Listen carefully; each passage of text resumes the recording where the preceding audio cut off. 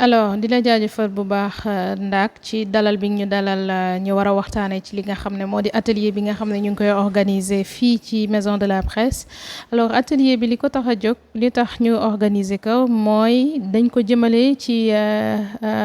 femme journaliste yi mooy maanaam jigéen ñi yëngatu ci wàllum taskatu xibaar. ñu ngi koy def accès ko ci thème bu ñuy wax désinformation maanaam joxe ay information yoo xam ne méngoowul ak li nga xam ne moo war a mën a nekk donc naka la ñuy def ba li tax ñu teg ko tamit lu tax ñu siy waxtaanee mooy xeetu désinformation yooyu noonu day dal ci jigéenu journalistes yi maanaam dañ leen di teg lii nga xam ne moo di diffamation wala dañ leen di dénigrer mooy maanaam di leen waxal loo xam ne defuñu ko wala di leen attaquer ci seen vie personnelle. donc moo tax ñu organiser atelier bi pour mën a waxtaanee forme yooyu nga xam ne mën na leen a dal waaye naka la ñuy def ba ñoom ci seen bopp ci seen wàllum métier naka la ñuy def ba mën di joxe ay xibaar yu wér te wóor. ak aussi bu ñu nekkee des victimes ci lépp loo xam ne dénigrement wala ñu attaqué leen seen vie personnelle naka lay impacter seen santé mentale aussi ñu ngi koy waxtaanee donc da leen di permettre tey ji dañ leen di bëgg a jox ay jumtuwaay yoo xam ne da leen di permettre ñu mën a vérifier information yi ñuy joxe xam aussi ñoom bu ñu nekkee victime aussi ci li nga xam ne moo di ay campagne de diffamation yoo xam ne defal nañ leen ko naka lañ ci war a mën a taxawee mais aussi ñu xam ne dañoo war a toppatoo li nga xam ne moo di seen santé mentale. InfoL plateforme digitale bi sàmm ak a taxawu ak yelleefu jigéen ñi te koy jaarale ci xarala yu yees yi daal dinay lëkkaloog ambassade bu Suisse ngir amal ñaari fanu atelier de sensibilisation jagleel ko way taskatu xibaar yu jigéen ñi ak itam créateur de contenu. ci ñaari fan yi waxtaan bu yaatu waaye itam laaj ak tontu dox na ci diggante way taskatu xibaar yi ak ñi leen doon tàggat ci les défis spécifiques de la désinformation visant les femmes journalistes santé mentale waaye itam harcèlement bi ñuy dund ci xarala yu yees yi ak ci bërëbu liggéeyukaay yi. Nous avons choisi un métier qui a des risques en tant que femme et notre image est partout. Parfois tu peux faire bien ton travail et doyen peut t'appeler et te dire que voilà, tu as bien fait ton travail et derrière leur écran ils osent écrire des commentaires et pourtant ils ne savent pas les b.a-ba de ton métier, comment le faire, comment poser des questions et tout, et ils osent te dire la question que vous avez posée, vous devez le poser ainsi parce que tout simplement c'est ça qui leur arrange. Est-ce qu'on n'est pas fautif quelque part? Tu as la réponse. Non, c'est une question par rapport à tout ce qui a été dit ici. Je vous demande si vraiment parfois on n'est pas fautif. Est-ce qu'on n'ouvre pas des brèches parfois pour permettre aux gens de dire par exemple ou faire des publications qui font que les gens viennent nous attaquer? J'ai une réponse par rapport à ça. Je ne voudrais pas en fait qu'on nous fasse croire que c'est de notre faute. Non, ce n'est pas de notre faute en fait. Ce n'est pas de notre faute. Parce qu'aujourd'hui, un homme qui fait sa publication ne sera pas attaqué sur le plan personnel en fait. Pourquoi est-ce que c'est à nous femmes de mettre la faute sur nous et on se dit par exemple oui j'aurais dû faire ça, est-ce que pourquoi on doit se poser des questions alors que tel n'est pas le cas pour le journaliste homme. Aujourd'hui, même si on t'attaque, on va te dire ouais tu as été financé. Si c'est un homme qu'on attaque, on va te dire tu as été financé, c'est parce que tu es de l'autre camp, c'est parce que, mais on ne va jamais te dire c'est parce que tu sais pas tenir un foyer.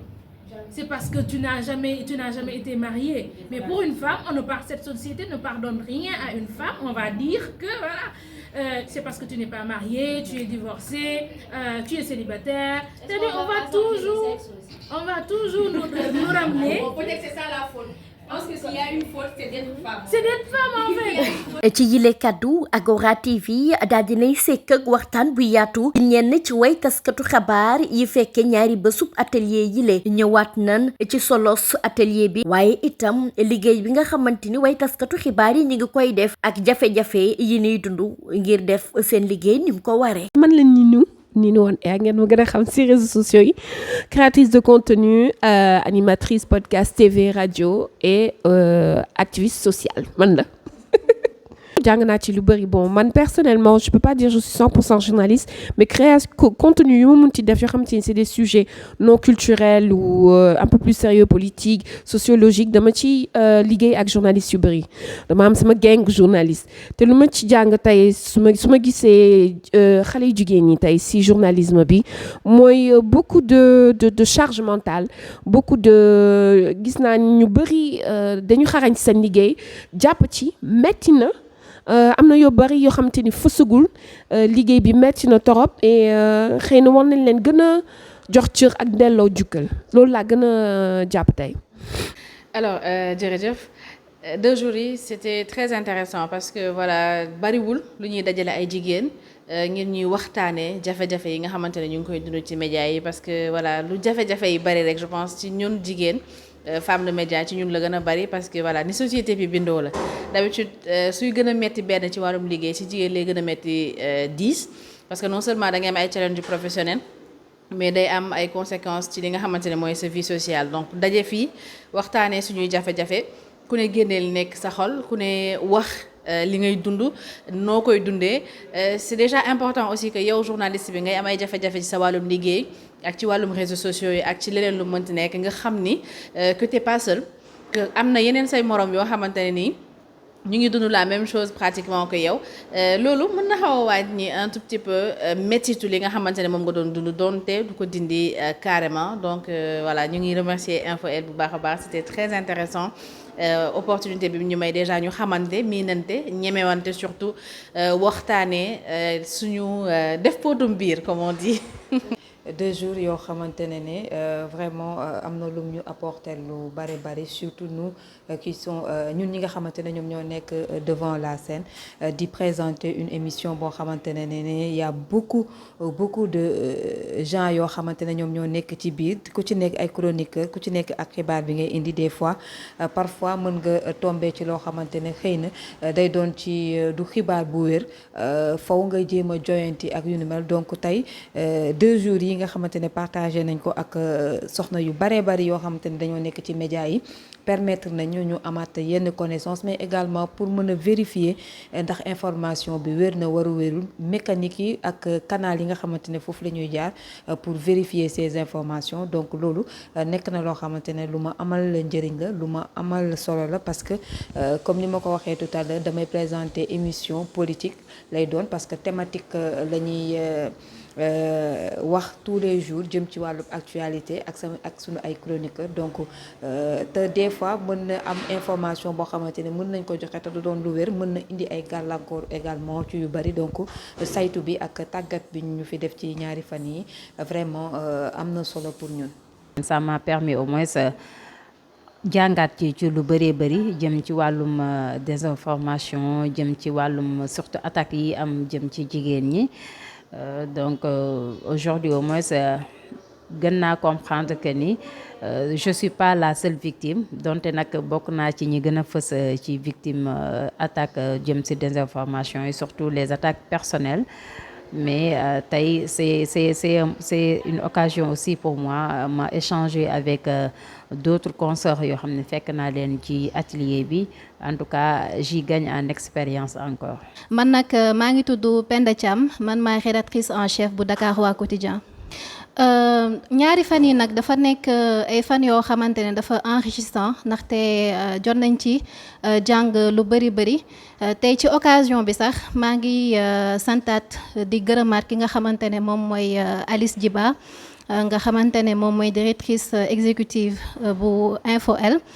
di sant également ambassade Suisse bi nga xamante ne moom moo ànd ak moom ci organisation atelier bi donc mu nekk atelier bi nga xamante ne nag vraiment dafa nekk luy propulser tey femme média donc déjà liggéey ci média rek dafa metti rawatina nag nga nekk jigéen nga war a xëy chaque jour di def sa liggéeyu taskatu xibaar malgré risque yu ci nekk yëpp moo tax nag tey atelier bi dafay gën a forger li nga xamante ne moom mooy suñu courage gën a forger suñu détermination te en même temps tamit dafa nekkaale atelier boo xamante ne daf ñoo jàngal naka la ñuy déconstruire li nga xamante ne moom mooy fausse information parce que journalisme nag dafa nekk liggéey boo xamante ne tout le temps dafay avancer avec les nouvelles technologies donc nouvelle technologie nu muy avancer rek yow tamit ci noonu nag nga war a nga war a daal gën a jàng pour mën a maîtriser nouvelle technologie yooyu noonu te ci atelier bi may nañu occasion boobu noonu ñu tàggat ñu ci li nga xamante ne moom mooy intelligence artificielle. alors ñi ñu dajale fii c'est important que ñu mën si dellu si waat mooy femmes journalistes yi nga xam ne dañoo nekk ci ay desk politique wala ci ay desk yoo xam ne souvent dañuy wax ne ay góor ñoo ko war a animer ñu ay productrices de contenu c'est-à-dire ñoo xam ne dañ leen di suivre bu baax ci li nga xam ne moo di réseaux sociaux yi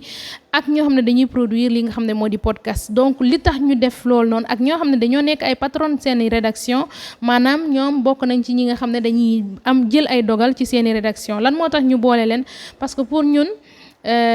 c'est bien ñu former journalistes yi mais ñi nga xam ne ñooy jël décision yi tamit dafay baax ñu former leen parce que ñoom ñooy yónni journalistes yi également bis bu ñuy dem sur le terrain ñoom ñoo leen di yónni ñi nga xam ne dañ leen di suivre bu baax ci réseaux sociaux yi parce que ñoom dañuy partager tamit information te parfois dañuy nekk victime de désinformation wala autrice de désinformation donc dafay baax tey jii ñi nga xam ñooñu noonu yëpp ñu mën leen a dajale ñoom ñëpp benn place ñu partager une expérience surtout instant bi boo xoolee les sessions ni ñu demee nu ñu ko organiser de telle sorte que partage d'expérience bi dafa nekk loo xam ne lu am solo la c'est-à-dire muy journaliste bi muy ki nga xam ne dafa jiite rédaction muy ki nga xam ne day produire de contenu wala dañ koy suivre trop ci réseaux sociaux yi ñu mën a kenn ku nekk partager sa expérience ci li nga xam ne moom ngay dund ci lu jëm ci wàllu information wala ci wàllum diffamation boo xam ne tu en es victime wala mën nga nekk autrice également. man kese maa nekk la victime peut-être que dama ci gën a fës rek ndax réseaux sociaux yi ni ma ci mel mais en tout cas ñu xam que ni lu metti la ndax man j'ai l'habitude de le dire bu nu gis mentalité bi ñuy demee rek wala ñu ni seen noonu ci réseau yi rek ñu foog que ni mën nañoo encaisser lépp mën nañoo dund lépp ndax avant tout ay doomi aadama lan donc dañuy am yëg-yëg dañuy am sensation yenn yi buñ koy jël di ko teg ci yow dina metti mais nag comme li may wax rek parfois doo am choix ndax yàlla mooy nattoo jaam lu nekk mu nattoo ñu nekk dans le virtuel nit ñi di ñu juger parfois sans nous connaître mu nekk loo xam ne nag c'est compliqué ndax yow fu mu yegg du man yeggu fa donc on est obligé de faire avec et tout le temps fexe ba lépp loo xamante ne dinañ ko mën def ba ñi am yaakaar ci ñun duñ leen mën a décevoir et que ñi nga xamante ni ñoom ala kulli xaal mënuñu ci ñoom dara ils seront là pour être des détracteurs nekk fii ne pour jéem ñu déstabiliser ñu won leen que ni malgré que c'est un choix difficile mais on est là pour assumer. metti na parce que nga nekk jigéen di diriger ay góor yoo xamante ne ñoom ñoo nekk ci ku ci nekk ak tempérament bi nga xamante ne moom ngay indi ci plateau bi ku ci nekk également bu fekkee yaa ngi ci actualité bi di développer même bu ñu lay wax pour nga noppi sax des fois day metti faw nga ànd ak rigueur pour ñu mën la déglu des fois mu yomb des fois du yomb mais dañuy jéem a essayer faire le maximum pour ñu mën leen canaliser mën leen parce que wax comme ni ñu koy waxee rek yombul dafa métti donc mu nekk loo xamante ne également sant yàlla ñu ngi ciy def lu ñu mën pour jéem a canaliser ñenn ñi waaye itam subir comme ni nga ko waxee rek les critiques moom mënul ñàkk parce que sunu borom sax am na ñu koy critiquer donc doomi aadama mënoo ñàkk nga def dara nit ñi critiquer ko donc c'est ça quoi. waaw partage d'expérience bi nag dafa nekkoon sax même des moments d'émotion ndaxte da ngay xam ni que yow li nga dund à un moment donné ci sa liggéey nekkul yow rek yaa ko dund mais am na yeneen soxna ni yow. ñoo xamante ne saa su nekk tamit ñu ngi koy dund te atelier bi daf ma permettre que ma gën a xam ni que jigéen ñi tamit malgré lu ñuy dund yëpp duñu ay ragal malgré lu ñu jànkonteel yëpp tey la ñu gën a bëgg liggéey bi nga xamante ne moom mooy journalisme bi et dafa nekk tamit beneen occasion bi nga xamante ne man damay lancer waat appel aux femmes de médias mooy maanaam journalistes yi nga xamante ne et jigéen nañ ñoom dama bëgg rek ñu gën a tabax li nga xamante ne moom mooy sororité maanaam ñuy gën di jàppalante ci suñu biir ñuy gën di xeex li nga xamante ne moom mooy suñuy ak suñuy yelleef. xanaa nekk témoin gis lu ñuy wax yëpp dëgg la parce que man liggéey naa ci média yi amoon naa chance nekk sax directrice des programmes pendant 1 an et demi ci benn rajo te lu ma doon gën a bëgg mooy pousse jigéen ñi mais ñu leen doon gën a bloqué mooy seen mbokk jigéen ñi wala surtout góor yi donc tey su ma leen déggee ñuy témoigner amu ci kenn koo xamante ni daf koo inventé lu mu wax yëpp dëgg la et dafa triste mais je pense que atelier bi loolu moo ci intéressant c'est que dafa triste mais c'est fait pour que ñu changer loolu yëpp. dama comprendre que doomi aadama de nature est ingrat ndax nit ki lu si gën a bëri moom pour bu sañoon li mu bëgg nga gis moom ngay gis lu mu bëgg nga wax loolu ngay wax donc soo ko defulee rek après da ngeen di am ay points de divergence wala ñu jàpp que ni yow li nga doon woote gëmoo ko combat de principe animé wu la ndax li may wax rek il faudra ñu def d'abord la différence entre koo xam ne dafa jug pour combat de principe ak koo xamante ni dafay militer. Un militant moom bu ko neexee lu nit ki def da koy neex moom muy xool fu waa ji di xool lu mu def baax na mais koo xam ne combat de principe lay mënee kooku noonu li mu doon bañ ci nguur précédent mënu ko nangul nguur actuel ndax li tax mooy dëgg bi la taxoon a jóg ba mu jaraloon la ngay xeex yenn xeex yi da nga koy continuer malheureusement nag soo nekkee ci posture boobu noonu da ngay gis après ñi nga xamante ni démb ñoom ñoo la doon tagg ñoo bëti ko tey di la xas di la ŋàññi di la wax baat yu ñàkk teggin yoo xamante ni da ngay naan pourquoi doomi aadama amul reconnaissance pourquoi doomi aadama gaaw a fàtte surtout ndax dama gaaw a fàtte ndax diggante daaw ak ren fàtte xaju fi mais gaaw fàtte boobu noonu tamit bokk na ci loo xam ni daf lay metti ndax parfois tu te poses la question à savoir ndax ñi nga doon defal lii jar nañ ko ndax boo dee xool fin la ajoon démb tey ji la ñu dem bay douter sax di douter ba ci sa professionnalisme ça pose problème alors que li may wax rek combat de principe boo ko doon mënee que mu nekk Ousmane wala mu nekk keneen ak keneen bu ñeneen ñi jugoon ñëpp bu doomi aadama yëpp jeexoon institution yi fi des nga xam ne dañ leen téye di leen bafoué yow da ngay continuer di mëne combat boobu ndax yàlla moo la nattoo nga nekk koo xam ne da nga bëgg Sénégal et boo amee un amour pour ta patrie lépp loo xamante ni da ngay jàpp ni mën na koo yàq rek da ngay pare pour défendre ko ngir mu bañ a am. C'est important lépp lu ñu nekk je pense jigéen dooleel jigéen comme on dit pas jigéen yàq jigéen. ñun ñoo nekk ci milieu bi ñun ñoo am même problème yi même challenge yi ñun ñoo mën a jàppalante suñu biir avant keneen di ñu jàppale parce que góor yi nag ils sont solidaires ils sont très solidaires donc ñun aussi renforcer wante jàppalante soutien mutuel boobu noonu ñu ngi koy waxtaanee depuis démb je pense que c'est très important et ce genre de rencontre moo ñu koy may parce que si lay xëyee tey ñeme la sañ a am sa numéro téléphone su ma gisee nga def dara ma encouragé la félicité la su ma gisee loo xam ne d'accord ma ne la ah ma chérie lii d'accord ma ci de beneen yoon defeel nii su ma sañoon nii ak nii donc c'est important. boo defee choix nag tànn métier bu sensible comme journalisme ñaar yi da nga koy ràngoo soo bëggee sori wala boo bëggee bokk. fu nit ñi di waxee dina la fa tudd seddal la fa lu baax da ngay moytu di tey la sa ngor ndax lu may wax rek jigéen dafa bëri frais te itam journalisme ku amul passion mënoo cee dugg ndax man mii di wax ak yéen parfois damay toog ba x time war a dem tëddi nelaw mais xibaar day wàcc ma ne balaa maa tëdd di ko bàyyi ba suba damay préférer ma jàllale ko pourtant sama connexion kenn joxuma ko sama téléphone maa ko jëndal sama bopp mais boo bëggee def que ni dem nga ba am yenn tur yi rek nangu bu la Samba woowee jox la 1 million wala 2 millions ne la yàqal ma Demba nga def ko loolu noonu ma xamal la sa carrière du sori donc xaalis nekk na loo xamante ne dañ ko war a moytu bu baax a baax te itam ñu xam ni lépp loo xam ni yaa ngi koy def te amoo ci passion ba yeboo nga bàyyi ko te journalisme dëgg àndut ak alal ndax li ciy jiitu moom moo nekk jéem a ut xibaar bu baax jël ko jàllale ko ngir ñi am droit à l'information ñi war a jot ci xibaar war cee mën a jotee mais soo fekkee ne da nga ci bëgg dugg nii parce que bëgg nga feeñ télé wala bëgg nga ñu lay dégg rajo wala ak chaîne YouTube yu bëri yii nii nga mën di feeñ ci plateau yi nga naan ay bu subaa damaa war a teg cheveux bi damaa war a jënd yëre bi dama war a def lii nii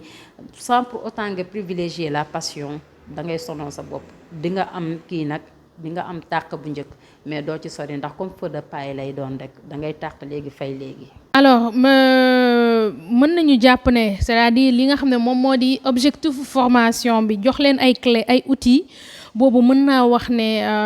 atteindre nañ ko parce que on a fait la formation boo xam ne vraiment c'est des experts ñoo ko animé et je pense que les participantes mën nañ si dellu si et tout mais ce qui est sûr suivi bi moo war a gën a mën a wane ne activité bi nga xam ne moom lañ def am na solo et man activité bu ma mënti def suivi bi man lu am solo la ci man bien vrai que formation la mais ce serait bien que aussi ñu mën koo jëfee ci suñuy rédaction wala ci fépp foo xam ne ñu ngi fay liggéey ñu mën koo jëfee pour que ñu mën di am contenu bu baax mais tamit bis boo xam ne dem nañ ba yooyu noonu lii di désinformation wala campagne de diffamation de dénigrement wala dal suñu kaw ñu xam ban taxawaay lañ ci war a am. waaw Alice Djiba nag dafa nekk koo xamante ne man dama ko naw loolu ci liggéey bi ndaxte Alice Djiba jàmbaar la te ay bés yi nii ñu génn rek gis nañ ni sax moom dafa remporter 3e prix bi nga xamante ne moom mooy primé li nga xamante ne moom mooy innovation des médias foofu ci OIF maanaam organisation internationale de la francophonie loolu nag maa ngi ko ci félicité waat beneen yoon te saa su nekk tamit Alice Djiba dafay gën di promouvoir li nga xamante ne moom mooy